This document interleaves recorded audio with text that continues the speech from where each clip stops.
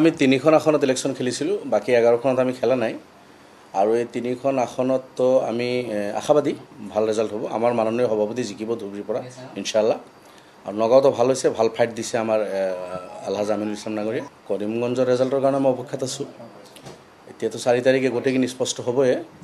আমি 3খনতে ইলেকশ্যন খেলিছোঁ, আমি আশাবাদী আমাৰ ভাল ৰেজাল্ট হ'ব। ৰেজাল্টৰ আগত আপুনি একজেক্ট ক'ব নোৱাৰে, কিন্তু আমি জিকাৰ কাৰণে ইলেকশ্যন খেলিছোঁ। আগতো যি কথা কৈছোঁ এতিয়াও আমাৰ সেই একে কথা। আমি 14খনৰ মাত্ৰ 3খন আসনতে ইলেকশ্যন খেলিছোঁ আৰু জয় হোৱাৰ কাৰণে আমি ইলেকশ্যন খেলিছোঁ। আমাৰ কৰ্মকৰ্তাসকলে, আমাৰ ৱৰ্কাৰ্ছসকলে, ছাপৰ্টাৰসকলে যথেষ্ট পৰিশ্ৰম কৰিছে, প্ৰতিনিধিসকলে যথেষ্ট পৰিশ্ৰম কৰিছে। আমি আশাবাদী আমাৰ ভাল ফলাফল হ'ব, মাননীয় সভাপতি চাহাবো জিকিব। নগাঁৱতো ভাল ফাইট দিছোঁ, আমি কৰিমগঞ্জতো আমি ভাল ফাইট দিছোঁ। আমি ভাল ফলাফলৰ আশাবাদী। এইটো চৰ্চাটো ইলেকশ্যনৰ পিছত হৈয়ে থাকে। এতিয়া এই শুকুৰ আলী বোলাজনেও হিচাপ কিতাপ কৰি আছে যে জিকিব বুলি। গতিকে সবেই আৰু ইলেকশ্যনৰ পিছত যিকেইজন 12-14জন কেণ্ডিডেট থাকে সবেই নিজৰ ফালৰ পৰা গুণাগতা কৰি থাকে। আমি যোৱা 3টা ইলেকশ্যনত ধুবুৰীবাসী আমাক একেৰাহে জিকাইছে।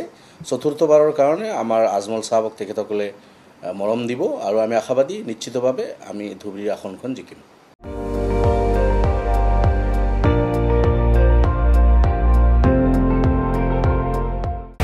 আপুনি চাই আছে ND24, সৰ্বশ্ৰেষ্ঠ নহয় সৰ্বোত্তমৰ দৌৰ।